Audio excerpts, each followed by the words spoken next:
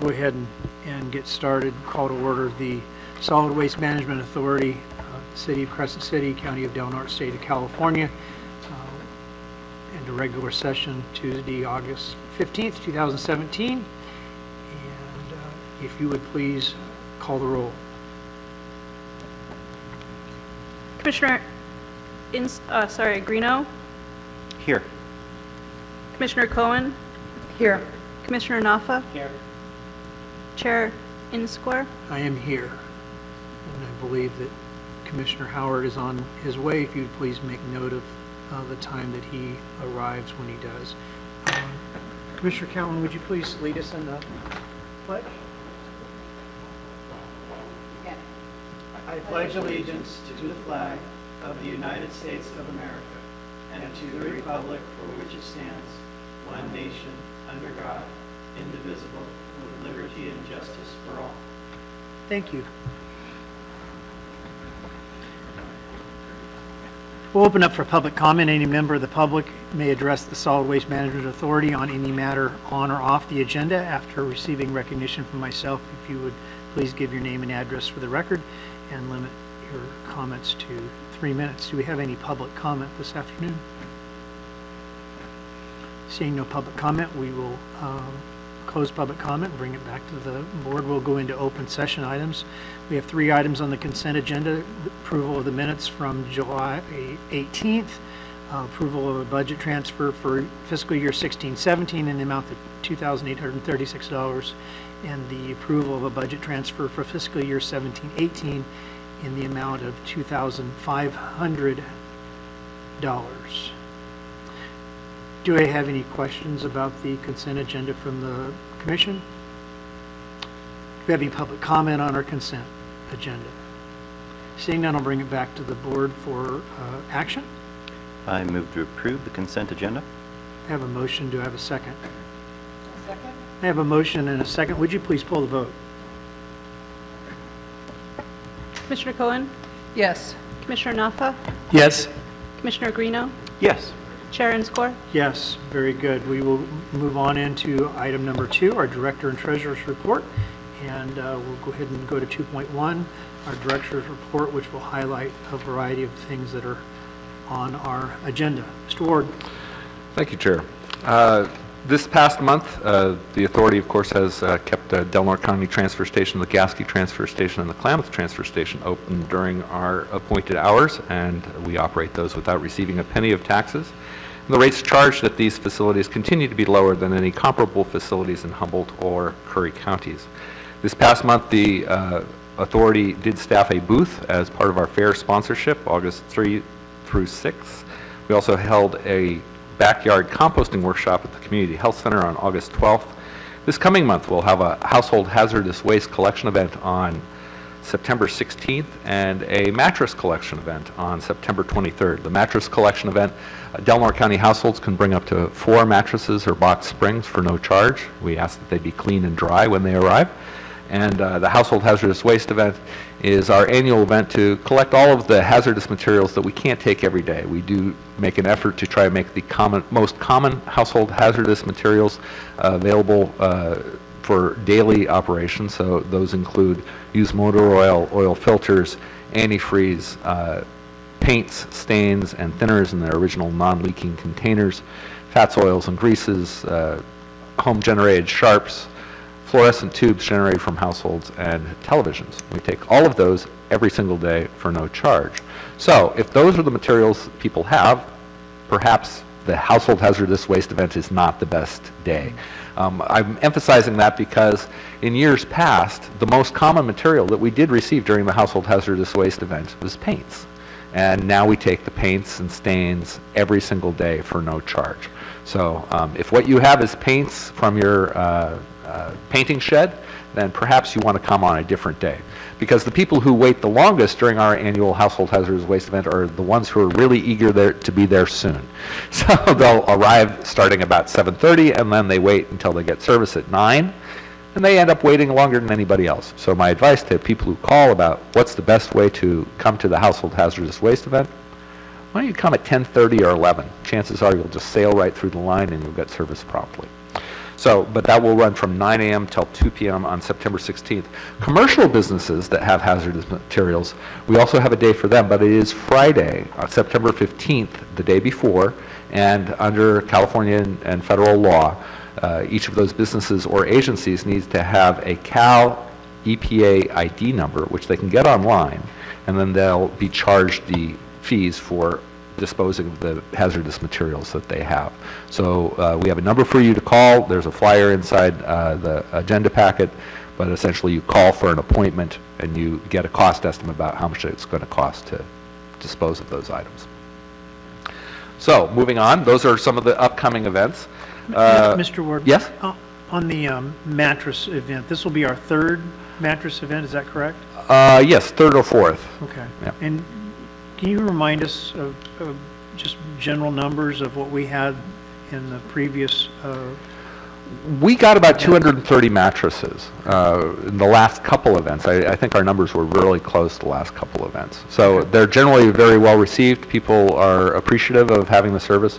And for those people who are listening online, Recology customers who have been customers getting trash collected at their house for more than 90 days are also eligible for 2 free bulky item collections. So that could be a mattress or a box spring, and that you could have collected for no additional charge beyond what you're paying for your disposal fees. And in the last event, at least, Recology did try to coordinate with some of their customers so those materials were brought into the mattress event.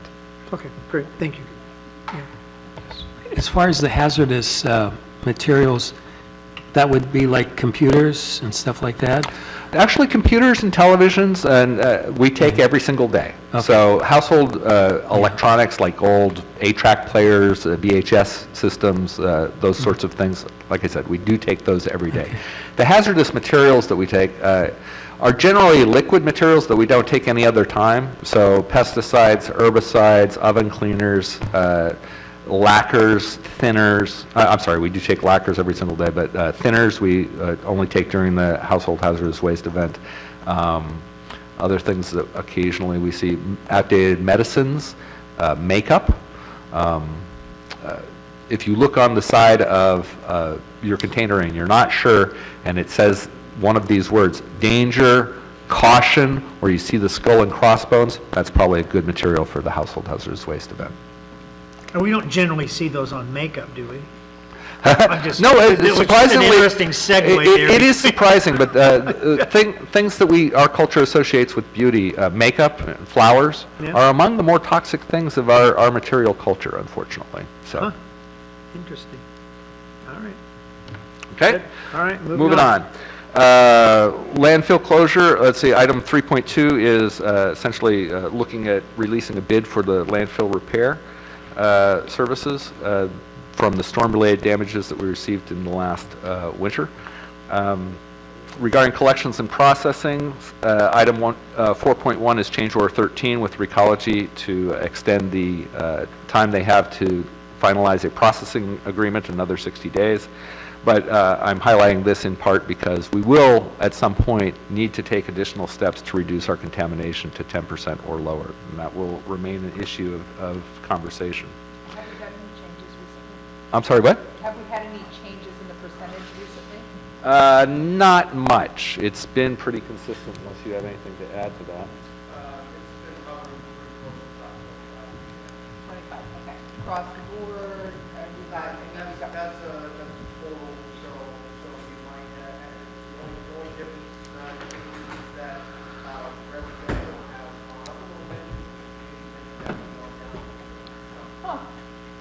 Anything to attribute that to? I mean, do we have any idea why?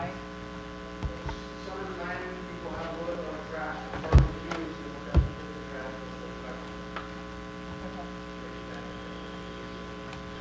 Thank you. Okay. I did have a chance to talk to Megan Van Pelt of the Taloadini Nation about her conversation with the Tribal Council, and essentially the summary is that there's no specific interest at this time from the Tribal Council to pursue a northern transfer station in partnership with the authority. While they appreciate the efforts and they appreciate being approached among the first actions to try to develop this facility, They didn't have specific properties that they were looking to. They are engaging in a strategic planning process, and they're about half done in that process. And if this comes up as any sort of priority for their larger community, then they might pursue it at that time, but that's probably several months away. So in the meantime, essentially staff are starting looking at other properties, and will inform the board as those situations develop.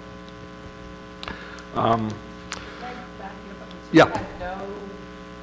They had no interest at all? I was not invited to attend the closed meeting, so I don't know exactly what was said other than what I heard from Ms. Van Pelt. And there's some interest, but there's understanding that it's primarily our responsibility. And since they didn't have anything specific to offer or bring to the table or something they wanted to help shape this development, then that's the communication I have at this point.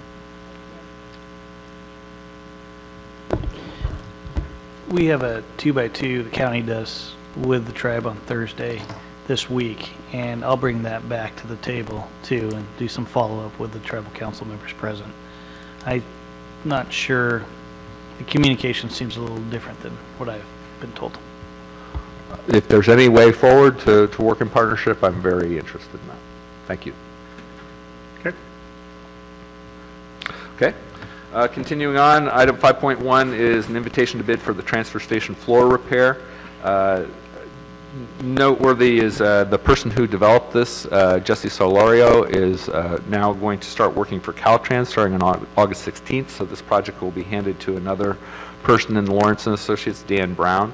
So we'll probably be working primarily with him as we develop this project. The electronic annual report was due on August 1st, but had not been submitted on time as it was concurrent with several other activities, including the fair. We have been in communication with the staff of Cal Recycle to inform them that we are working on that report, but it's not yet completed. Regarding staffing, last month Darren Davis was made a permanent refuse site attendant, and authority staff also hired Michael McClellan to start as a part-time temporary refuse site attendant to replace Haley Smith, who's now working as authority account clerk. So at this point, the authority is fully staffed. We're very happy about that. And item 6.1 and 6.2 essentially modify the job descriptions and shift the clerking duties from the account clerk solid waste to the facilities and programs coordinator. And item 6.2 would be appointing Kira Seymour as the authority clerk. So with that, that's the summary of the director's report. With board chair's permission, I'll continue on to the financial reports. Please. Regarding our cash, this is still an interim report because, of course, we are still dealing with the accounts payables and accounts receivables from the last fiscal year. But as the snapshot in time, as of June 30th, the authority had $966,729 in our main account, and an additional $198,177 for the final payment. So generally, our cash flow looks good. Our AR aging summary is included there. I have a slight update, but mostly the numbers are the same. You can see that Kathy Brewer is doing a good job keeping our accounts current. Let's see, a couple other things I'll note. I have included a year-to-date expenditure report. We're generally on target for most things. I'll just highlight a couple things. We're a little bit ahead on maintenance of structures and improvements. That's because we needed to pay for the signs for the new rates. So that was a good chunk of that expenditure.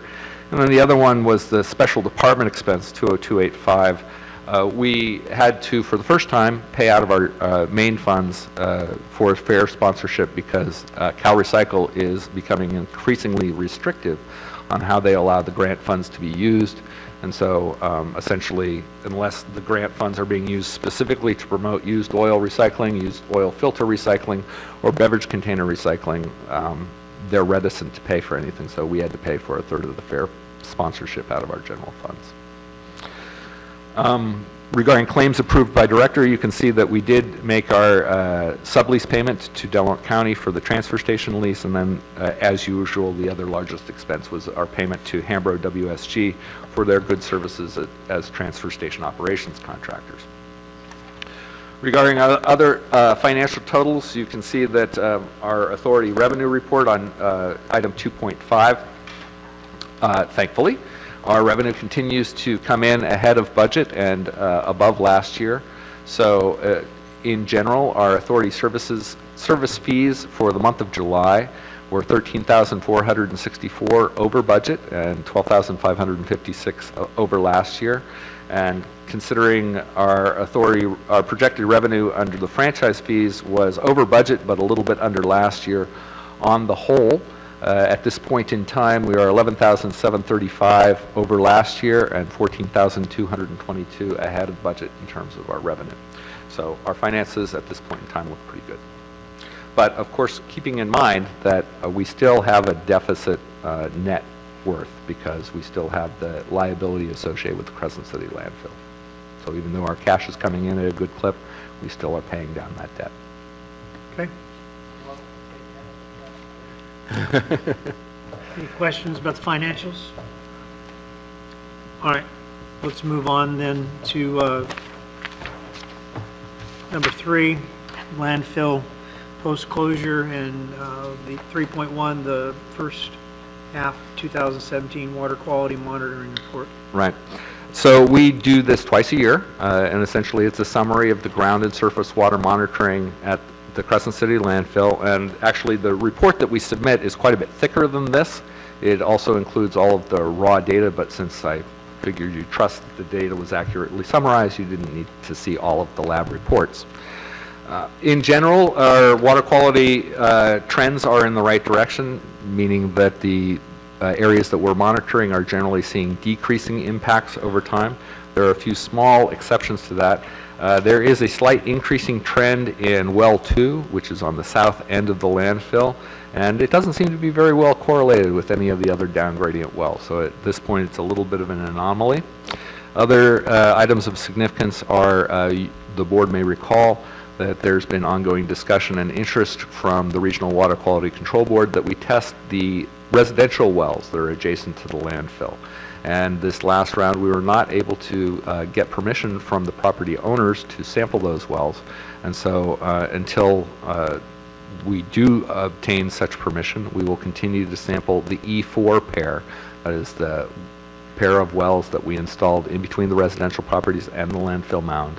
And we'll continue to monitor those as a substitute, essentially, for the residential wells. Is there a reason why the residents didn't want us to have those inspected? I can't answer that specifically because I haven't heard a specific reason from the residents. I do know that there are challenges with respect to identifying this and finding the specific property owners. And so the people who are actually residing on that property are not the property owners. Okay. And has the State Water Board signed off on that process, that the residents are not willing to have these, their wells tested? They understand that we've continued to ask. They still want us to continue to ask, and we'll do that. But in the meantime, without that permission, then we have no better choice than to sample the E4 pair. Okay. I guess my thought is making sure that that line of communication is very, very clear, given the fact that we work very hard to adjust down the where we are as far as the contaminant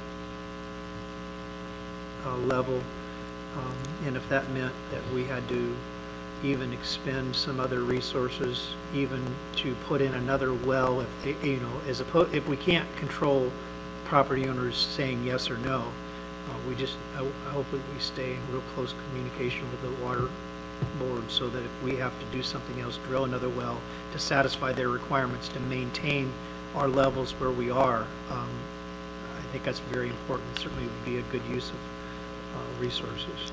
Yes, sir. Okay. All right. Okay, if there are no further questions on that item, it's a receive and file kind of item, so. Okay, any other questions about the report itself? Okay, let's move on then to the transfer station. Oh, no, I'm sorry, the 3.2. landfill repair project. So the landfill repair has been somewhat delayed in that we're trying to make sure that we follow all of the steps necessary to make sure that this has the maximum chance of being reimbursed by the Office of Emergency Services. As the damage was incurred during storm events that were designated as emergencies, then these resources are available. And specifically what we're looking for, staff are recommending that using the attached plans and specifications, that those be adopted, and direct staff to publish a notice inviting bids for this project as required under the Public Contract Code. So we'd like to put this out to bid. We will have the fastest turnaround we can have on this, which is going to be a little over 14 days. And then we'll come back to the next meeting with a recommendation about approving an agreement, hopefully, because we'll have at least one bid on that project.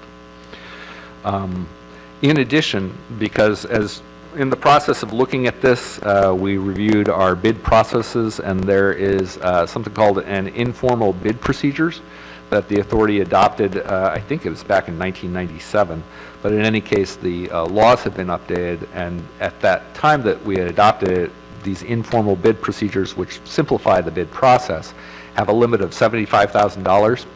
We think this project would come in perhaps a little bit just above that, but we can't be sure exactly how it'll come in until it does.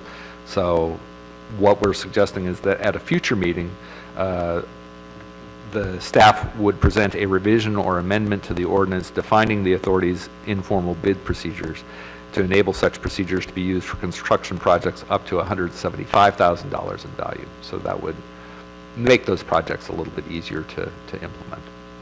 But that doesn't need to happen on the fast clip that the first two items do, which means we want to put this out to bid, advertise, get bids, come back to the next meeting with a recommendation. Okay. Do you have any questions?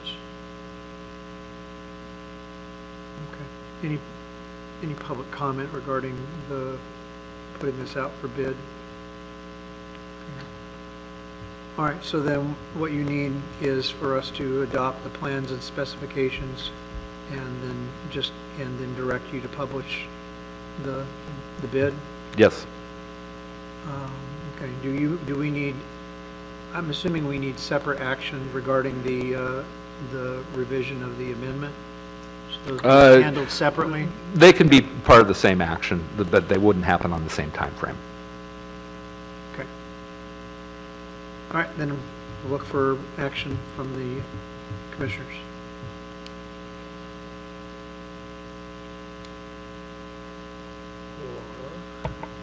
I'm assuming you just need a motion that we would go out to bid for the storm-related landfill repairs? Yes. Okay, so I make that motion? And adopt the plans and specs. Okay, and adopt the plans and specs. I'll second that. Okay, I have a motion and second. Please poll the vote. Commissioner Howard? Yes. Commissioner Greeno? Yes. Commissioner Cohen? Yes. Commissioner Naffa? Yes. Chair Enscore? Yes, and by consensus, I'm assuming we want staff to bring back an updated revision for the ordinance. Is that good with everybody? Yes, all right. So, Thank you. Ward, if you'd please bring that back to us as soon as possible for our approval. Yes, sir. Okay, so let's go on to the change order 13 and the collection franchise. We're continuing to extend, provide Recology the most opportunity as possible to get things under control. Anything that we need to know about that specifically? It's just adding another 60 days, and during that time, staff intend to be working with Recology to finalize the details of a processing agreement. So we're going from August 15th to October 15th, is that correct? Approximately correct, yes. Motion to approve extension.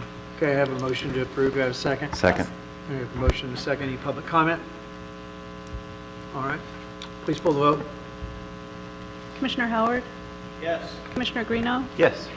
Commissioner Naffa? Yes. Commissioner Cohen? Yes. Like Enscore? Chair Enscore? Yes, very good. So now we'll go on to the transfer station. 5.1, possible action regarding the invitation to bid for the floor and ramp repair.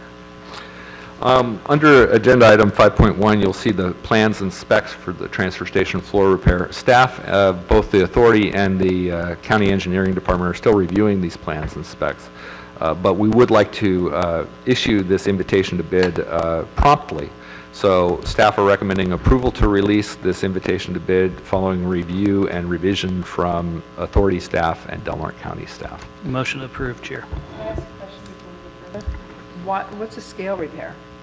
The scale repair is there's a ramp. The outbound scale at the Delmarva County transfer station had been moved from the Crescent City landfill. And so it's what's known as a weighbridge scale, which means that there's a metal platform, and the bridge essentially is on load cells, and that tells you how much weight is on the scale. The structure of the ramps, essentially the bridge rests on the edge of these ramps on either side. And so one of those ramps has started to crack. And since there's a very high strength of the concrete product that's being used for the transfer station floor repair, it seemed to me that this was a good opportunity to repair that ramp. So that ramp has been folded into this project. Thank you for clarifying that. Second. Okay. I just have one question. When we looked at this initially, the entire process of repair was really directed towards a company that specializes in this type of specialized concrete product overlay, and it wasn't like that was generally something that everybody else was doing.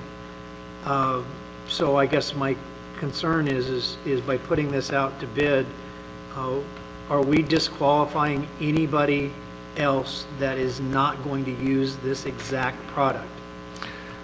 I think there are 2 or 3 companies that might be able to meet these specs, but there are very few companies, and they are very specialized. Okay. All right, that's all I got. Anything else? Any public comment? Seeing none, we'll close public comment. We have a motion and a second. Would you please pull the vote? Commissioner Cohen? Yes. Commissioner Naffa? Yes. Commissioner Greeno? Yes. Commissioner Howard? Yes. Chair Inscore? Yes. All right, let's go on to number 6, regarding our personnel responsibilities, 6.1, 6.2.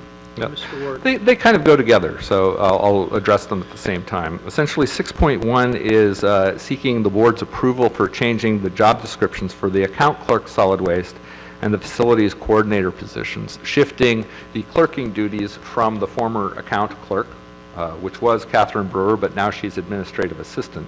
So just to be clear, the clerking duties officially are on the job description of Haley Smith, who has never been the clerk, just to be clear. And Kira Seymour, who I think makes sense to have be the next clerk, is facilities and programs coordinator. So what we're trying to do is officially shifting those job duties to the facilities and programs coordinator position. And we have sought discussion with the union on this, and they are fine with these changes, and I've attached that email confirming that. So the first recommendation is to change these job descriptions, and then the second one is item 6.2 is adopting a resolution, essentially appointing Kira Seymour to be clerk. Okay. I guess that's the question I had. And I'm glad you attached the email because that helps clarify some of the concerns I had originally. But just, because we had a lot of discussion about it, it doesn't reclassify the position at all to a That's different correct. There's no change in pay for any of them. versus- But it doesn't move to mid-management. Not at all.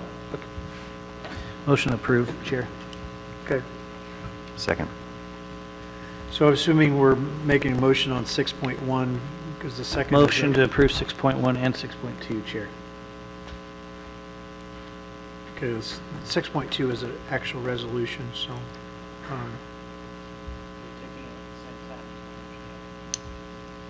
Council, can we take the resolution along with the other? Yes, as long as there's not a split vote. Okay, very good. So we have a motion to shift the clerking duties to the Facilities Program Coordinator position And a second. adopt Resolution 2017-02. You have a motion, you have a second? Second. I have a motion and a second. Any public comment? Seeing none, we'll bring it back to the commission. Would you please poll the vote? Commissioner Howard, Yes. Commissioner Greeno, Yes. Commissioner Naffa, Yes. Commissioner Cohen, Yes. Chair and Score. Yes. Very good. We are at the end of our meeting, unless anybody else has anything. Mr. Ward, any final words? All right, we'll stand adjourned until our next regular scheduled meeting, September 19th, 2017. Thank you.